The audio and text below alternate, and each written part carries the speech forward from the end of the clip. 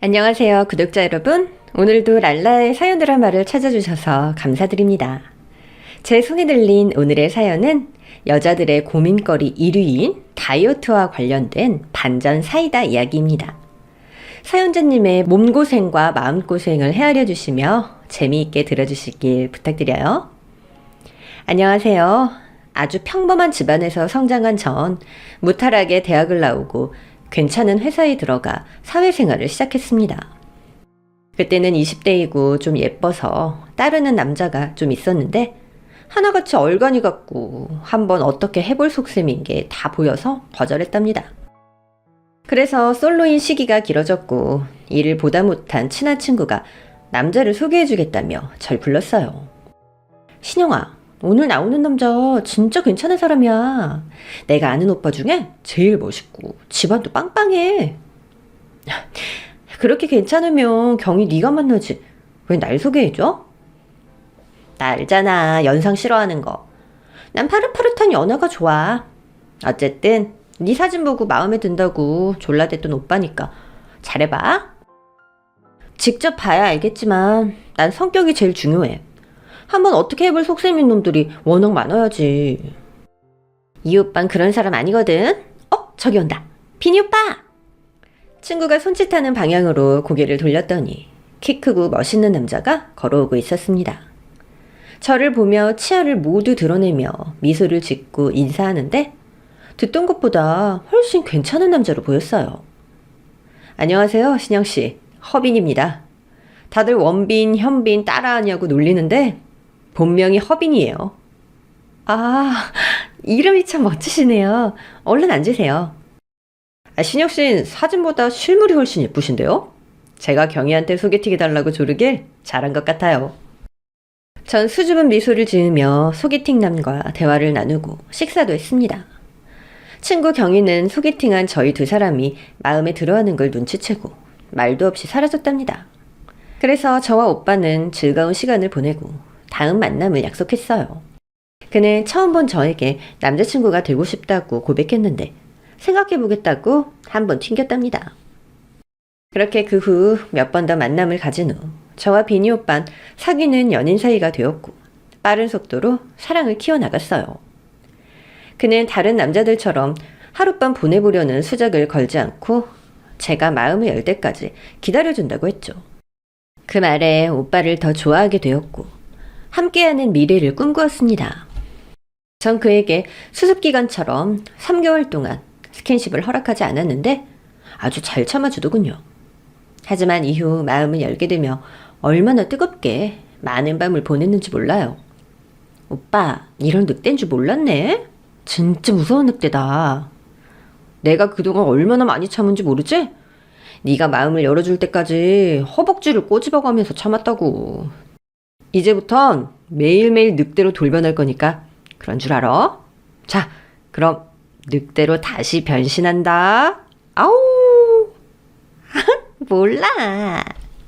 낮에는 새콤달콤하게, 밤에는 화끈하게 사랑하며 꽤 오랜 시간을 연애했답니다. 해가 2번 바뀌고 제 나이 30이 되자 오빠는 그만 사귀자고 통보하더군요. 신영아, 우리 이제 그만 사귀자. 이젠 그만 사귈 때가 된 것 같아. 우리 결혼하자. 그래, 결혼하자. 아니, 이렇게 쉽게 대답을 한다고? 왜 안 튕겨? 나 결혼해서 가정을 꾸리는 게 소원이야. 아이도 낳고 남들처럼 알콩달콩 예쁘게 살고 싶어. 그리고 남편은 예전부터 오빠가 되길 바랬었어. 역시 우리는 천생연분인가 보다. 나도 빨리 아이 낳고 단란하게 살고 싶었는데. 그럼 올해 가기 전에 결혼식 올리자. 그렇게 결혼 약속을 한 저희는 부모님께 인사를 올렸습니다. 친정 부모님은 저와 오빠가 예쁘게 사귀어온 걸 잘 알고 계셔서 단번에 승낙을 해주셨고 오빠 어머님도 평소에 절 예뻐해 주시고 있었기 때문에 기쁘게 허락을 해주셨네요. 이에 바로 결혼 준비를 하고 그해 예약이 빈 예식장을 찾아 연말에 결혼식을 올렸습니다. 많은 하객들에게 축하를 받으며 아름답고 성대하게 말이죠. 부부가 된 저희 두 사람은 빨리 아이를 가지기로 해서 매일 최선을 다해 노력했어요. 성별 가리지 않고 낳아서 시끌벅적하게 살기로 했죠. 그런 노력 덕에 결혼 2개월 차에 임신을 하게 되었답니다. 그이는 더할 나위 없이 기쁘다며 저를 업고 동네 몇 바퀴를 돌았어요. 몇 주 뒤 아이 성별이 딸이라는 걸 알았을 땐 대한민국 최고의 딸바보가 되겠다는 말까지 하며 좋아했죠. 가족들과 친구들, 지인들까지 모두 진심으로 축하를 건네주었는데 단 한 사람만이 딸을 임신한 걸 아쉬워했습니다. 그 사람은 절 아주 예뻐해 주시던 시어머니셨어요. 딸이라고? 아쉽네. 아들이면 더 좋았을 텐데. 어머님, 딸이면 어떻고 아들이면 어때요? 새로운 존재가 우리 곁에 오는 것만으로도 축복 아니에요? 그래도 난 손녀보다 손자가 좋아.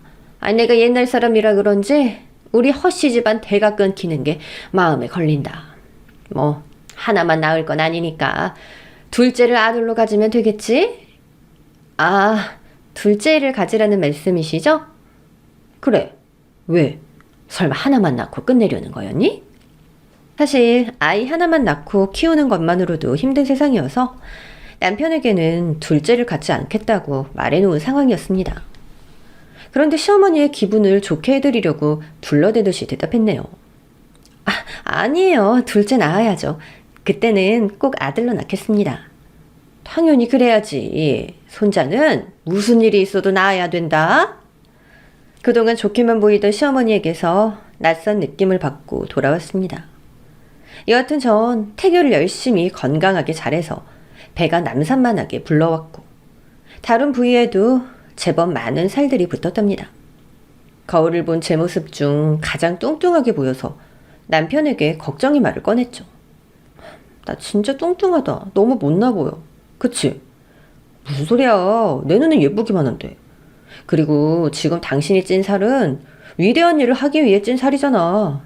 곧 엄마가 되는데 이 정도 과정은 감수해야지. 그렇긴 한데 계속 이 상태로 유지되고 살이 안 빠질까봐 걱정이야. 당신이 나 창피하다고 피할 것 같단 말이야. 걱정도 팔자다. 난 당신이 100kg 넘는 육중한 몸이 되어도 똑같이 사랑할 거야. 겉모습은 껍데기일 뿐 진짜 아름다움은 내면에 있는 거니까. 지금 한 말 꼭 기억해. 나중에 딴소리 했다간 가만 안 둘 줄 알아? 하늘이 두 쪽 나도 그럴 일 없으니까 근심 좀 버리세요. 그이는 만삭으로 살에 묻힌 절 똑같이 사랑해주며 영원할 것 같은 달콤한 말을 계속 해주었습니다. 그래서인지 얼마 뒤 세상에서 가장 예쁜 딸아이를 출산했어요. 출산의 고통이 따르긴 했지만 제 품에 딸을 안았을 땐 그 어떤 순간보다 행복하고 기뻤습니다. 남편과 친정 부모님은 저와 딸을 옆을 지켜주었는데 시어머니는 손녀를 별로 달갑지 않게 보셨답니다. 제 딸을 안아주기는커녕 저에게 둘째 언제 가질 거냐고 묻고 아들 낳는 비법을 배워왔다며 말도 안 되는 미신 이야기를 주저리 말씀하시더라고요. 당장 손녀를 예뻐해 주시지 않아 서운하긴 했지만 시간이 지나면 달라질 거라 믿었어요. 그리고 산후조리원으로 옮긴 전 예상치 못한 몸의 변화가 찾아왔습니다. 임신 때도 하지 않은 폭식을 저도 모르게 하고 있더라고요. 이상하게 먹어도 허기가 가시지 않아서 입에 항상 먹을 게 달려 있었습니다. 폭식은 산후조리원을 퇴실하고 집에 와서도 달라지지 않았어요. 친정엄마와 먼저 아기를 낳은 친구들에게 물어봤더니 아기 젖을 줘야 해서 몸이 자연스레 반응하는 거니 걱정하지 말라고 하더군요. 하지만 전 먹는 만큼 살이 쪄버렸답니다. 체중계에 올라갔더니 83kg가 나가더라고요. 임신 전보다 30kg가 더 찐 셈이었어요. 160cm 키에 83kg나 나가니 누가 봐도 비만인 여자였습니다. 살을 빼려고 시도를 해봤지만 식욕은 그치지 않고 더 늘어났고 딸아이를 24시간 돌보느라 운동할 틈이 하나도 없어서 뚱뚱한 몸매로 몇 달의 시간을 보냈답니다. 남편은 제가 100kg를 넘어도 사랑하겠다고 했지만 출산 후 변해버린 저를 보며 불만을 가지기 시작했어요. 출산하고 석 달 지나면 다시 원래 몸매로 돌아오지 않나? 당신은 어째 살이 더 찌는 거야? 그야 모유 수유를 해야 해서 많이 먹으니까 그렇지. 그리고 당신은 내가 뚱뚱이도 사랑하겠다고 했잖아. 무슨 문제라도 있어? 아니야. 당신 건강이 걱정돼서 하는 말이지. 살쪄도 예뻐. 말을 그렇게 했지만 그이는 절 피하기 시작했어요. 매일 늑대같이 달려들던 사람이 제가 신호를 보내도 모른 척하고 잠만 자더라고요. 또 밖에서 외식을 할 때면 멀찌감치 떨어져서 걷기도 했답니다. 제가 왜 그러냐고 짜증과 화를 냈더니 미안하다고 다시는 그러지 않겠다고 하더니 몇 달의 시간이 지나자 아예 대놓고 막말을 시작했어요. 저 살 좀 봐. 진짜 징그럽다 징그러. 당신은 모유수유 끝난 지가 언젠데 아직도 꼬라지가 그 모양이야? 줄렁이는 뱃살 보고 느끼는 거 없어? 그 코끼리 같은 발목을 보고도 살 뺄 생각이 없는 거냐고. 이젠 아주 대놓고 뭐라고 하네. 나도 노력하고 있는데 잘 안 빠지는 걸 어떡하라고. 그리고 시간이 있어야 남들처럼 필라테스를 다니든 헬스장에서 PT를 끊든지 하지. 당신이 육아 도와주기라도 하면 시간 내서 나도 운동 한번 해볼게. 꼭 살 못 빼는 것들이 비싼 돈 내고 운동할 생각하지. 이 아줌마야, 집에서 틈틈이 운동해도 충분히 살 뺄 수 있거든. 당신 의지가 약해서 이 모양인 거라고. 그만해. 내가 알아서 뺄 테니까 잔소리 좀 그만하라고. 남편은 집에서 제 출렁이는 살을 보면 입으로 째째 소리를 내며 무시하기도 했고, 가까이 앉기라도 하면 벌레라도 본 듯이 놀라며 피했답니다. 또 딸아이가 건강해서 살이 포동포동 찌니 안아주지도 않더라고요. 우리 딸 당신이랑 판박이네? 뚱띵이가 따로 없다. 뭐? 이 남자가 정말.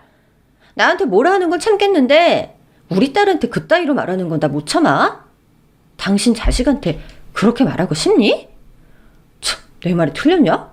모전여전이라더니 어떻게 태어나자마자 지 엄마랑 똑같이 닮아가냐? 내 자식인데 정이 안 가서 안아주기도 싫다. 그 말에 분노한 전 남편의 등짝을 세게 때렸어요. 그랬더니 코끼리한테 밟힌 것 같다며 바닥을 대굴대굴 구르며 조롱하더군요. 남편 말고도 제 육중한 몸을 조롱하는 또 한 사람이 있었습니다. 넌 어떻게 된 게 지난달에 봤을 때보다 살이 더 찐 것 같냐? 도대체 뭘 먹고 살길래 이렇게 돼지가 된 거냐고. 너나 네 딸년이나 똑같이 살쪄가는 걸 보니까 돼지 모녀가 따로 없다. 어머님, 말씀이 지나치세요. 돼지 모녀라뇨. 안 그래도 어머님 아들이 막말하는 것 때문에 스트레스 심한데 어머님까지 보태시는 거예요? 진짜 너무하세요. 손녀딸 거의 안아주시지도 않으시는 것도 서운한데 이젠 돼지라고 조롱까지 하세요? 아우 시끄러. 돼지 멱다는 소리처럼 질려버리네 아주. 알았어. 너랑 네 딸은 돼지 모녀 아니야. 그 말 취소할게. 됐지? 전 숨소리를 씩씩 내면서 시어머니를 쏘아보며 다시는 그런 막말을 하지 말라고 일러두었습니다. 시어머니는 가끔 와서 제 속을 뒤집는다고 하지만 남편은 저에게 자극하는 막말을 즐기더군요. 하루는 샤워하고 속옷만 입고 나왔더니 제 뱃살을 움켜쥐며 흔들었답니다.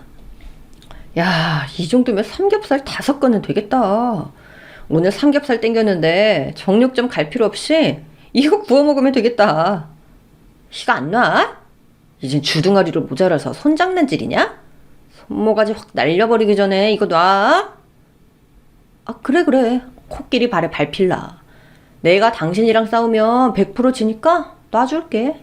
아우, 뱃살이 아주 실하네. 이럴 때마다 등짝 스매싱을 날렸는데 정신 차리지 못하고 계속 절 놀리고 자극하더라고요. 또 하루는 남편과 딸을 데리고 친정에 다녀오는 길에 저랑 나란히 걷기 싫었던 남편이 뒤에서 걸어왔어요.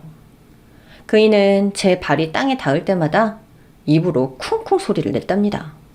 쿵쿵, 코끼리 지나간다. 쿵쿵. 하지 마라. 너 길바닥에서 얻어 터지고 싶니? 이거 내 입에서 난 소리 아닌데? 당신이 걸음을 내디딜 때마다 지면에서 울리는 소리라고. 당신 집에 가서 보자. 죽통을 날려버릴 테니까. 알았어, 안 할게. 제발 죽통은 날리지 말지. 당신한테 맞으면 나 지구 밖으로 날아가 버릴지도 몰라. 그이의 혀 놀림에 분통한 전 집에 도착해서 실컷 욕과 매를 들었어요. 그리고 딸을 안고 베란다에서 바람을 쐬고 있는데 눈물이 소리 없이 주르륵 흐르더라고요. 결혼 전엔 하늘의 별과 달을 다 따다 줄 것 같았던 남자가 이젠 저를 가장 힘들게 하는 사람이 되었으니 가슴이 찢어질 것 같았답니다. 오랜 생각에 잠겼더니 남편의 입장에서 생각을 하게 되었고 제 불어난 몸뚱이를 증오하게 되었어요.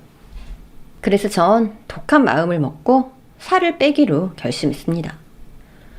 나의 육아 때문에 시간과 체력이 되지 않아서 쉬운 방법을 찾아봤더니 다이어트 약이라는 게 있더군요. 효과를 본 여자들이 꽤 많다는 비싼 약을 큰맘 먹고 사서 먹기 시작했는데 효과는 미미했어요.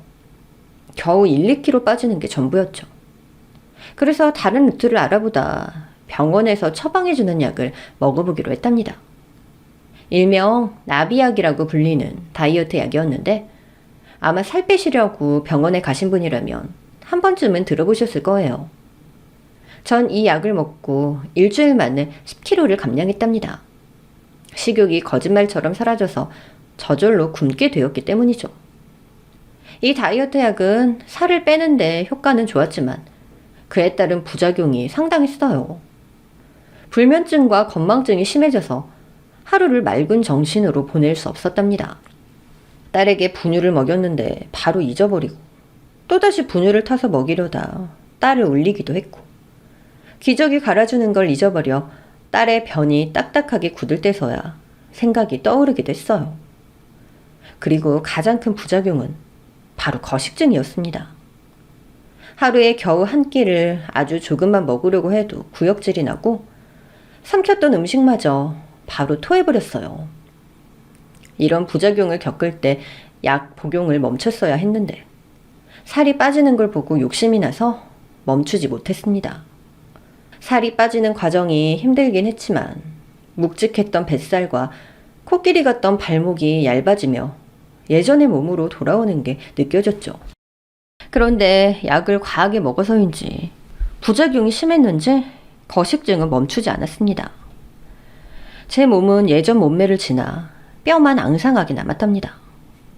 그리고 몸에 있는 살만 빠진 게 아니라 머리카락까지 빠져서 두피가 다 보일 정도였어요.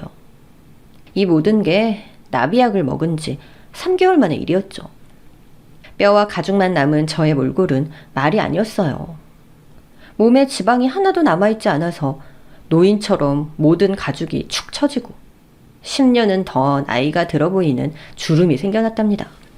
약을 끊고 지냈는데도 거식증은 쉽게 가라앉지 않아서 음식을 먹기만 하면 토하기를 반복했어요. 욕심이 화를 불러일으킨다는 게 이런 게 아닐까 하는 생각이 들었네요. 남편은 저의 빼빼 마른 모습을 보며 뚱뚱했을 때와 다른 표현이지만 막말을 심하게 했답니다. 걸름, my precious. 당신 해골 바가지에 머리도 빠지니까 진짜 골룸이랑 똑같아. 아휴, 3달 전에는 돼지 코끼리였다가 바로 골룸으로 넘어왔네. 어떻게 된 게 당신은 중간이 없냐? 약 부작용이 이렇게 심할 줄 몰랐으니까 그렇지. 당신은 내가 안쓰럽지도 않아? 골룸이라고 놀리니까 재밌어? 왜 정색을 하고 그래? 장난 좀 친 거 가지고? 그런데 당신 진짜 골룸이랑 똑같아. 야 그러지? 나 잡아봐라. 그이는 선을 넘다 못해 미쳐 날뛰었습니다. 아내가 거식증에 걸려 힘들어하고 있는데 웃음거리로만 생각하는 악랄한 인간이었죠. 연애할 때와 신혼 초에 남편이 사라지고 다른 사람이 남편의 탈을 쓴 게 아닐까 하는 의심까지 들 정도였습니다. 그리고 시어머니 역시 저희 집에 올 때마다 막말을 실컷 떠들었답니다. 아유 깜짝이야. 골룸 됐다고 하더니 진짜 그러네. 전보다 더 빼빼 말라가지고 볼품이 아주 그냥 하나도 없어. 게다가 머리 빠진 것 좀 봐. 아유 추하다 추해. 다이어트 약 부작용 때문에 일시적으로 머리카락이 빠진 거라고요. 곧 새로 자랄 거예요. 그리고 말씀 좀 함부로 하지 마세요. 어머님이 절 우습게 여기니까 어머님 아들이 똑같이 우습게 보는 거 아니에요? 최소한의 존중 좀 해주세요. 아이고, 존중해달라고? 네가 아들만 낳았어 봐. 돼지 꿀꿀이어도 널 업고 다니지. 꼴랑 개집년 하나 낳아놓고서 지가 관리 못해 돼지 됐다 골룸 됐다 변신한 거잖아. 나랑 내 아들은 네가 자극받으라고 하는 소리니까 달게 듣고 좀. 네가 멀쩡하게 돌아오면 놀리겠니? 아, 됐다. 반찬 가지고 왔으니까 냉장고에 좀 넣어. 입씨름하기 지쳐서 시어머니가 내민 반찬통을 하나하나 꺼내봤더니 제가 못 먹는 간장게장과 알레르기가 있는 땅콩가루를 반찬마다 골고루 뿌려놨더라고요. 어머님, 간장게장은 그렇다 쳐도 도라지 무침하고 김치에 제가 못 먹는 땅콩은 왜 뿌리셨어요? 그거야 내 아들이 좋아하니까 뿌렸지. 그리고 어차피 거식증 때문에 잘 먹지도 못한다면서. 이젠 조금씩 먹을 수 있어요. 도라지 무침은 특히 먹고 싶었던 건데. 그렇게 먹고 싶으면 네가 직접 담가 먹어라. 이건 다 내 아들 먹이고. 알겠냐? 네, 알겠습니다. 어머님 아들 잘 챙겨 먹일게요.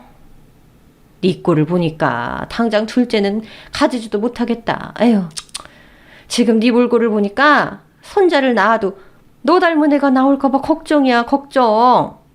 그냥 둘째 낳지 말아라. 이게 기분 나쁜 말이긴 했지만 허구한 날 전화해서 아들 낳으라고 보채던 걸 생각하니 차라리 잘 됐다 싶었습니다. 시어머니는 한 달에 한 번씩 남편만 먹을 수 있는 반찬을 챙겨 오셨고 조롱과 희롱이 섞인 잔소리를 하고 돌아가셨어요.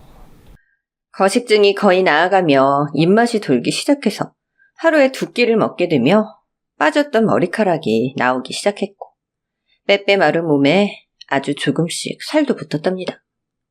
그런 변화가 있음에도 남편은 똑같이 골룸이라고 놀려댔고 다른 여자와 비교질까지 하며 제 속을 썩였어요.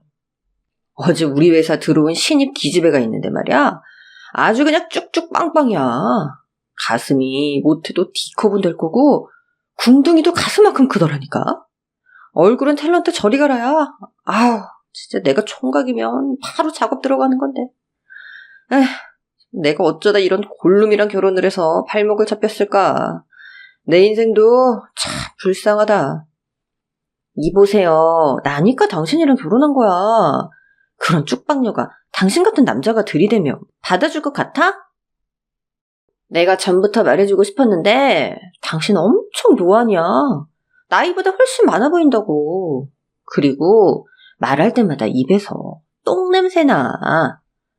뭐? 내가 노안에 입냄새가 난다고? 내가 너 놀리니까 똑같이 나한테 시비 거는 거야? 야, 암만 그래도 골룸인 너보다 내가 아까운 건 기정사실이잖아. 안 그래? 골룸, 마이 프레셔스. 이놈의 남편이 또 혓바닥 놀리고 있네. 오랜만에 등짝 스매싱 좀 해볼까?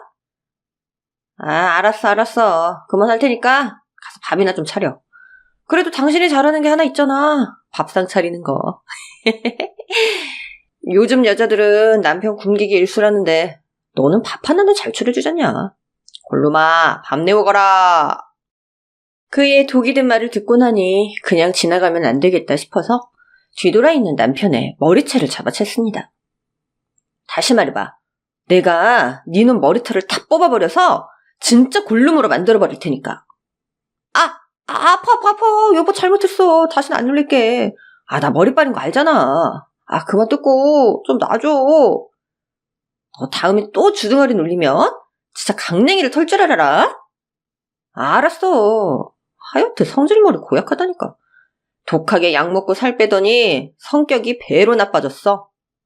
그만하고 밥 처먹지. 저와 남편은 그렇게 평범하지 않은 결혼 생활을 이어나갔습니다. 마음 같아선 이런 남자랑 더 사는 게 무슨 의미가 있나 해서 헤어질 생각을 해보기도 했지만 딸아이를 아빠 없는 애로 키우는 것보단 참고 사는 게 좋을 것 같아 제 속만 태우며 지냈답니다. 그렇게 살아가던 중 어느 날 자고 있는 새벽 시간에 그이의 핸드폰이 깨톡 소리를 연속으로 내며 잠을 깨웠어요. 남편은 한번 잠들면 누가 업어가도 모를 정도여서 조금의 움직임도 없었습니다. 이 시간에 메시지를 보내는 사람이 도대체 누구인지 궁금해서 핸드폰의 패턴을 쉽게 풀고 열어봤더니 바람난 여자에게서 메시지가 수두룩하게 와 있더라고요. 메시지를 위로 올려보니 둘이 만남의 장소를 아예 모텔방으로 잡아뒀더군요. 그런데 더 웃기고 기가 막힌 건 상간녀가 다름 아닌 제 친구였습니다. 남편과 절 소개팅 시켜줬던 경이더라고요. 두 사람은 제가 출산하고 얼마 되지 않았을 때부터 사귀게 된 것 같았습니다. 외모가 변하니 남편은 제 친구와 바람을 피운 거죠. 안 그래도 남편 때문에 속이 골마가고 있었는데 바람난 사실을 알게 되니 속이 터져버릴 것 같더라고요. 옆에서 코 골고 있는 그 일을 깨워 송장으로 만들어버릴까 하는 생각이 들었지만 그럴 가치도 없다고 여겨져서 방에서 나와 딸아이에게 옷을 입히고 집에서 나와버렸습니다. 전 이혼을 결심하고 친정으로 들어갔어요. 부모님은 새벽에 무슨 일이냐고 묻지 않으시고 저와 딸아이를 따뜻하게 맞아주셨습니다. 그날은 잠이 오지 않아 뜬 눈으로 밤을 지새우며 어떻게 복수를 해줄지 고민을 거듭했네요. 아침이 밝아오자 남편에게서 전화가 걸려왔습니다. 그이는 저와 딸이 사라지는 것이 걱정돼서 전화하는 게 아니었어요. 당신, 나 아침 안 주고 어딜 간 거야? 빨리 와서 밥 차려. 옌뱅하고 자빠졌네. 네가 차려 먹어. 별 그지 같은 새끼가. 당신 왜 그래? 욕을 해도 아침은 줬잖아. 너 경이랑 바람났더라? 그것도 내가 출산한 지 얼마 되지도 않아서 사귀기 시작했지? 그걸 어떻게 알았어? 아니, 내가 바람나서 집 나간 거야? 딸내미 데리고? 그럼 너 같은 놈이랑 내가 계속 한 집에서 살아야겠니? 이 더럽고 냄새나는 짐승아? 욕을 한 바가지 했더니 그이는 낄낄거리며 웃더군요. 그럼 일이 쉽게 돌아가겠네. 난 당신이 이혼 안 해줄까봐 걱정이었는데 잘 됐다. 당신 나한테 정 떨어져서 이혼하고 싶지? 그럼 우리 오늘 만나서 이혼 서류 작성할까? 뭐? 지금 내가 집 나간 게 반갑다는 거야? 넌 네 딸이 없어졌는데 걱정도 안 되니? 당신이 잘 데려갔겠지 뭐. 그리고 솔직히 딸내미 우는 소리 안 나니까 너무 좋다. 앞으로 거기서 쭉 살면 서로에게 좋겠네. 내가 생각했던 것보다 너 더 심한 쓰레기였구나. 안 되겠다. 이혼할 생각으로 집 나왔는데 내가 쉽게 도장 찍어주면 안 될 것 같아. 불륜 딱지 붙이고 마음대로 살아봐. 왜 그래? 내가 위자료 넉넉하게 챙겨줄 테니까 도장 찍자. 양육비도 챙겨줄게. 아니, 이렇게 쉽게 해주면 너만 좋을 것 같아. 다시 생각해야겠어. 여보, 끊었어? 야, 골놈! 전 전화를 끊어버리고 이혼 말고 다른 복수를 생각했습니다. 그리고 곧 마음의 결정을 내리고 부모님께 손을 벌렸어요. 아빠, 엄마는 제가 달라는 돈을 묻지도 따지지도 않고 바로 건네주셨습니다. 전 그 돈을 가지고 병원을 찾아갔어요. 어디를 고치러 오셨죠? 얼굴 다요. 그리고 가슴도요. 엉덩이도 해주세요. 제가 선택한 건 바로 성형이었고 복수는 그 다음이었습니다. 의사와 상담을 했는데 수술을 한꺼번에 할 수 없으니 5개월 정도의 기간을 잡고 하나씩 고쳐주겠다고 하더군요. 처음에 코를 시작으로 양악을 해서 턱을 갸름하게 만들었습니다. 한 달 동안 누워서 빨대에 꽂힌 물과 음료수만 먹고 살았죠. 그리고 한 달 뒤엔 가슴을 꽉 찬 D컵으로 확대 수술을 하고 또 누워 지내다 마지막엔 엉덩이까지 수술했답니다. 예뻐지려고 수술을 하는 것이 보통 일이 아니라는 걸 뼈저리게 느끼며 침대에서 내내 누워 회복만 했어요. 그렇게 집 나온 지 7개월째가 되자 수술한 부위가 완벽히 자리를 잡았습니다. 거울 앞에 섰더니 엄청난 미녀가 보이더라고요. 행복한 눈물을 흘리긴 했지만 여기서 만족하지 못하고 운동으로 몸을 더 가꾸기로 했어요. 음식을 잘 먹어가면서 필라테스와 헬스장에서 살다시피 했습니다. 그동안 딸아이는 친정엄마가 봐주셔서 저만을 위해 시간을 보낼 수 있었죠. 부모님은 제가 왜 이런 변화를 만들었는지 궁금해하시지 않고 예뻐진 걸 축하해주며 딸아이 걱정 말고 하고 싶은 거 다 하며 살라고 격려해 주셨답니다. 한편 남편은 제가 집을 나온 지 일주일 만에 상간녀인 경희를 집으로 불러 동거를 시작했어요. 경희가 자랑스럽다는 듯 인증사진을 찍어서 저에게 보내줘서 알고 있었죠.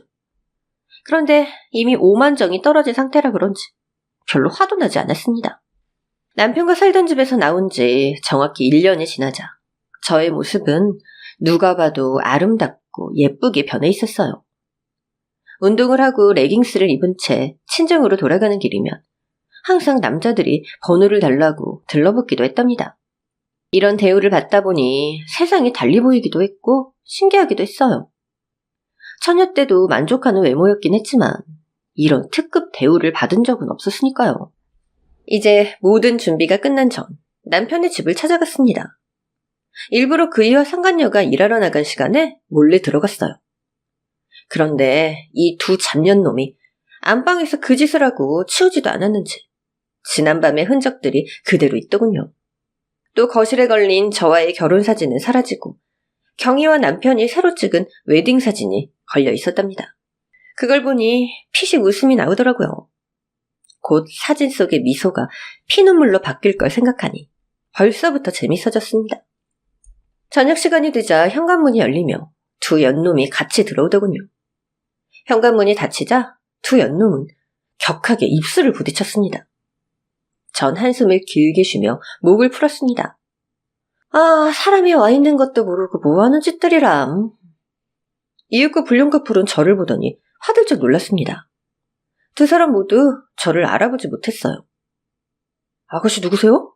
여기 우리 집인데 어떻게 들어왔어요? 뭐야 오빠, 벌써 다른 년이랑 바람난 거야? 아니야, 나도 저 아가씨 처음 봐. 졸라 쭉쭉 빵빵한 게 딱 오빠가 좋아하는 스타일이네. 솔직히 말해, 어? 글쎄 아니라니까? 이봐요 아가씨, 누구냐고 물었잖아요. 전 입꼬리를 올리며 웃었습니다. 당신 나 1년 동안 못 봤다고 벌써 까먹은 거야? 나야 나, 당신 마누라 신영이. 뭐야, 목소리 들으니까 진짜 맞네? 그런데 어떻게 된 일이야? 당신 얼굴이 졸라 이뻐졌다. 또 몸매도 대박. 서양 여자 뺨치겠는데? 네가 신영이라고? 전신성형으로 딴 사람이 돼서 왔네? 야, 너 웃긴다 진짜. 나한테 네 남편 뺏겨서 분했니? 그래서 다시 내 남자 가져가려고 페이스 오프한 거야? 그런데 어쩌냐? 이 남자한테 여자는 오직 나 하나뿐이라고. 네가 아무리 성형을 해서 쭉방녀가 되었어도 오빠는 나밖에 없어. 그치 오빠? 그러자 남편은 저와 상간녀를 여러 번 번갈아 보더군요. 그러더니 상간녀의 손을 뿌리치고 저에게 걸어왔습니다. 당신 진짜 성공했다. 너무 이뻐. 와, 이런 미녀가 내 마누라라니. 오호호호. 내가 아직 당신 마누라 맞아? 저기 있는 경희가 새 마누라 아니고? 쟤는 그냥 스쳐가는 바람이지. 난 당신이 돌아오기만 학수고대하고 있었어. 우리 딸이랑 셋이 함께 사는 날을 기다리고 있었다고. 어머, 그게 정말이야? 오빠, 그럼 쟤는 어떡해? 쟤 경희 눈 봐봐. 오빠 죽일 듯한 눈빛인데? 전 다리를 꼬며 남편에게 각선미를 보여주었더니 바로 이렇게 대답했습니다. 내가 쟤랑은 바로 정리할게. 걱정 마. 여보, 잠깐만 기다려. 이에 전 귓속말로 말해주었습니다. 오빠, 근데 조건이 하나 있어. 오빠를 빼앗아간 전현을 그냥 보내주기 싫으니까 이별 통보 제대로 하고 뺨따기까지 날려서 보내. 이별 통보는 당연히 하겠는데 싸대기까지 날리라고? 알았어, 해볼게. 남편이 다시 상간녀에게 다가가자 두 연놈의 말싸움이 시작되었습니다. 내용은 저 때문에 헤어지니 많이 하는 대화였는데 저에게 반해버린 남편은 상간녀를 바로 잊은 모양이었어요. 외모가 달라진 저한테 눈이 획 돌아간 남편은 제가 하라는 대로 상간녀의 뺨싸다구를 세게 날리더라고요. 얘니 왜 이렇게 질척대? 나 가정 있는 남자인 거 몰랐어? 유부남과 사귀면 이렇게 될 거 예상 못했냐? 이 등신 머저리야? 이제부터 난 내 마누라하고 내 딸하고 행복하게 살 거니까 넌 이 집에서 꺼져. 오빠, 지금 나 친 거야? 내가 감기 몸살 걸렸을 때 대신 아프고 싶다고 오열하던 그런 오빠 맞아? 인연이 또 쓸데없는 소리 짓거리네. 야, 남자가 여자랑 침대에 올라가고 싶으면 무슨 말을 못하겠냐. 아, 당연히 그거 다 뻥이고 연기지. 이 나쁜 자식 가만두지 않겠어. 상간녀가 남편의 머리채를 잡자 남편 역시 상간녀의 머리채를 잡았습니다. 그 광경이 얼마나 웃기던지 시원하고 호탕하게 웃어버렸답니다. 꼴 좋네 김경희. 남의 남자 빼앗아서 노련한 결과가 머리채 잡고 싸우는 거라니 진짜 안심하다. 오빠, 그년보다 먼저 머리채 놓으면 나 오빠랑 다시 안 합쳐? 알겠어. 내가 끝까지 싸워서 이겨줄게. 두 불륜은 실컷 머리털을 뽑아내더니 나중엔 지쳐서 주저앉아서 싸우더군요. 이윽고 상간녀인 경희가 먼저 남편의 머리채를 놓아주며 울음을 터뜨렸고 그이는 승리했다며 저에게 V를 그려줬습니다. 경희는 실컷 울다가 현관문을 열고 나가버렸고 남편은 거친 숨소리를 내며 제 옆에 앉았습니다. 여보, 나 잘했지?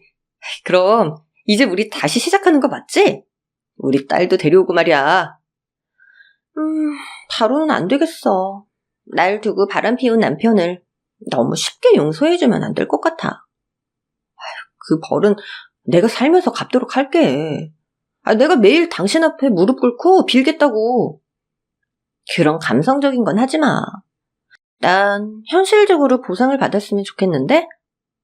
보상? 그렇지. 그래, 그럼 원하는 거 한번 말해봐.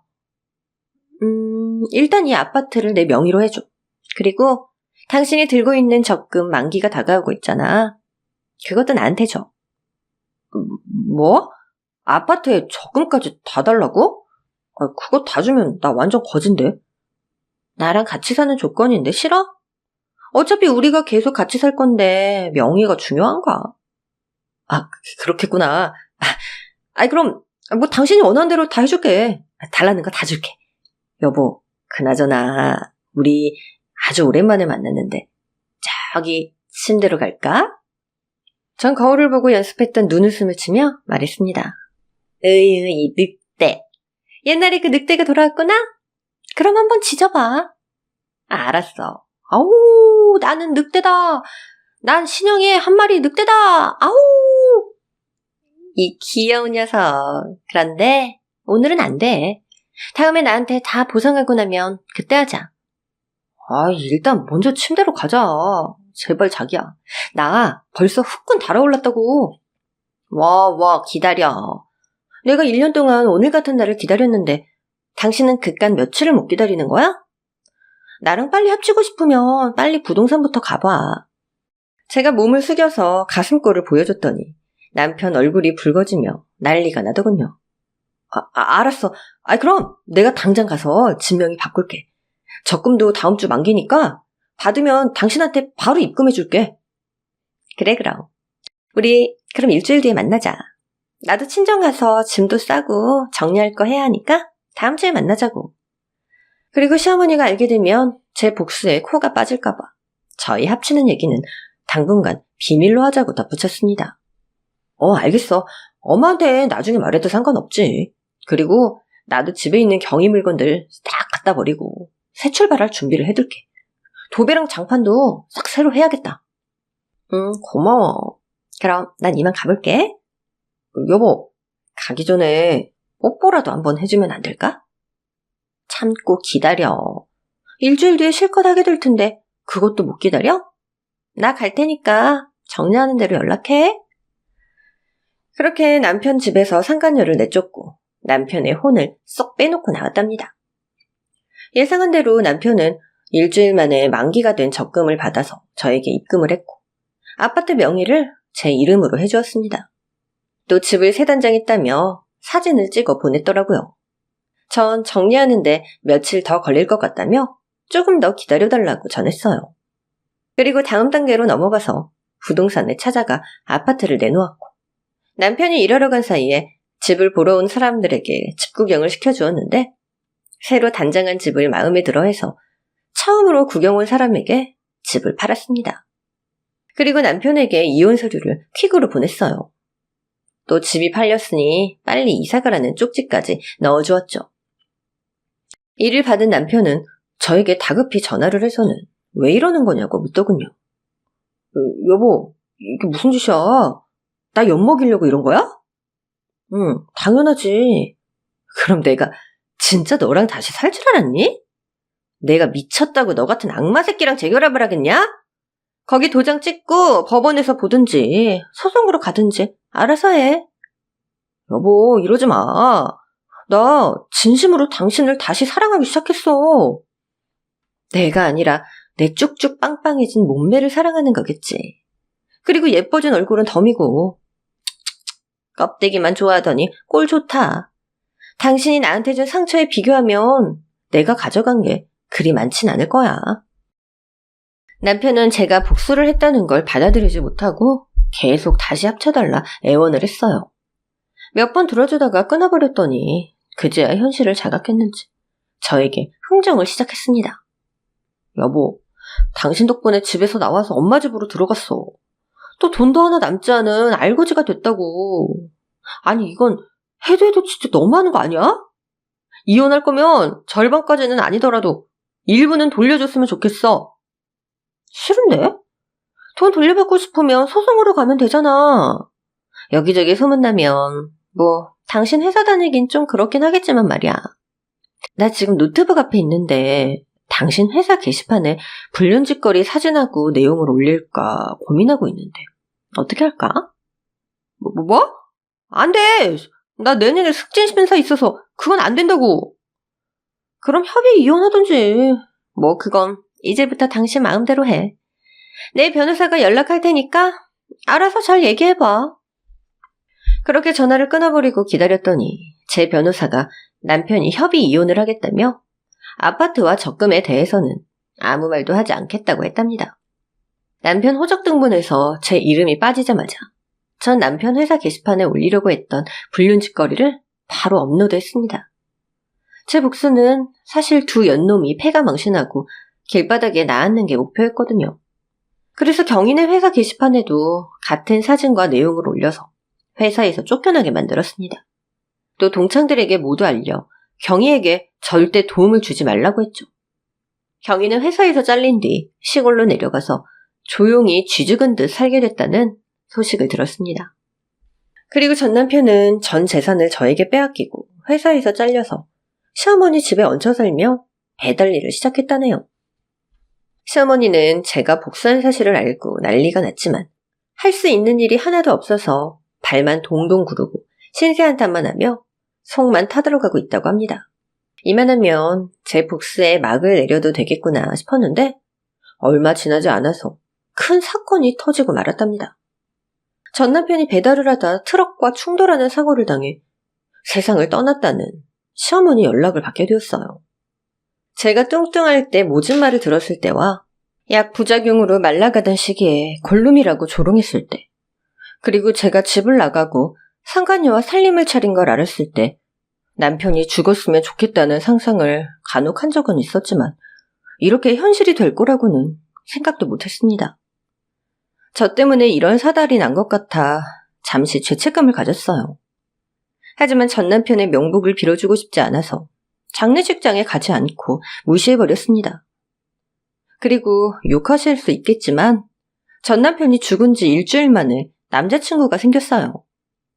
죄책감은 아주 잠시 들었고 그 인간 같지 않은 놈 때문에 제 인생을 멈추고 싶지 않아서 새 출발을 결심했죠. 지금 만나는 남자친구는 총각이다가 나이도 7살이나 어리답니다. 증권회사에서 억대 연봉을 받는 인재이기도 하고요. 결혼은 모르겠지만 예쁘게 사랑하는 중이네요. 한편 전 남편에게 빼앗은 재산은 친정 부모님께 노후자금하시라고 일부를 드리고 나머지 돈은 딸아이의 미래를 위해 저축해두었습니다. 이렇게 저의 뚱뚱했던 삶과 다이어트 부작용 실패로 살았던 삶, 그리고 전신 성형으로 변신하고 복수한 이야기까지 탈탈 털어서 들려드렸네요. 불쌍하고 가엾기도 하지만 속 시원한 복수전 재밌으셨죠? 저에게 잘 살라고 한마디씩 말씀을 남겨주시면 진심으로 감사할 것 같네요. 그럼 전 이만 물러가겠습니다. 안녕히 계세요. 오늘의 사연은 진짜 핵폭탄급 사이다네요. 사연자님의 행복한 인생을 응원하겠습니다. 그럼 전 또 다음 사연을 가지고 돌아올게요. 구독과 좋아요를 누르시는 것도 잊지 마시고요. 감사합니다.